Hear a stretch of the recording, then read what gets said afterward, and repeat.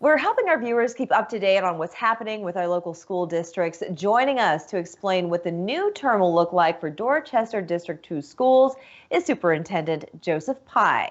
Thank you for joining us. Thank you.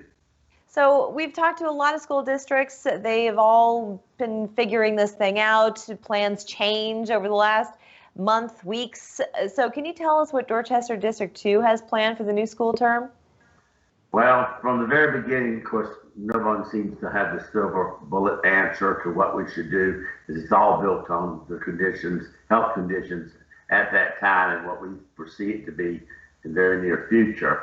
So our district took upon itself early on this summer and certainly late spring to begin to develop three models. The e-learning model that we will begin with, all virtual for all students.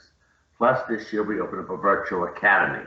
And we're running both of those from the school. All teachers will be coming to the school where they can get the same directions, they can plan together, and our instruction is paced accordingly so that the kids are getting the same opportunities. And so that way we can back in the punt if we need to do that. Holding on to the virtual academy, we've asked people to sign up for the entire year with us agreeing to look at it at the semester break to see if we've gone back to face-to-face, and the parents want that. We want that too. We would highly encourage trying to move as many as we can because the teachers in that school have those students, so we have to have enough students to move, the teachers to move back with them. So it's all starting out with everybody home on e-learning, as this is our first year, one-to-one. And we've been deploying our computers. Every single student in this district will have a computer.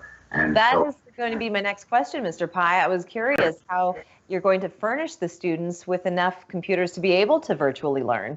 We have one for all of them. We also have hotspots for those who qualify as federally funded hotspots. We have many of those.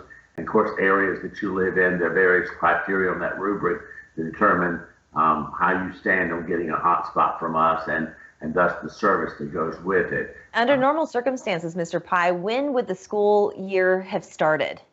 17th, so August 17th. So it's starting. And when is it going to be starting? September the 8th. September the 8th. So we're just around the corner from that. We've got about a week and a half left. Have you heard from parents? Have you heard from students? And have you heard from teachers on what the plan is? Any concerns of particular notice? We sort of announced our plans early on with the three models, and we told them the conditions, and with the conditions being very high up to this point, it's beginning to drop a little bit. I don't think it's a surprise that we're in that mode. We do get occasional calls from parents saying, come on now, they're going all across the nation. Charleston's going, Berkeley's going, why is it Dorchester too? Well, our school board unanimously, my district office, cabinet, and myself included unanimously, and I would say a heavy majority of our teachers have all voiced a concern about coming back face-to-face too soon. So we're honoring what we feel is the right thing to do, and we're going to let a non-biased rubric be used to determine when we come back. We all can't wait to do the hybrid or even fast forward and move to the face-to-face. That's the best way kids learn. So we're anxious and hopeful that maybe after 2 weeks of e-learning, which we've committed to do, that when we receive that weekly report on, I guess it's September the 9th, okay, we will announce to the public if we're going to do a waiver with the state to do 2 more weeks, or if we're going to then tell them we're moving to the hybrid in 2 more weeks. So everybody knows that we're just 2 weeks on this model and the 2 weeks notice so they can work with child care and other issues.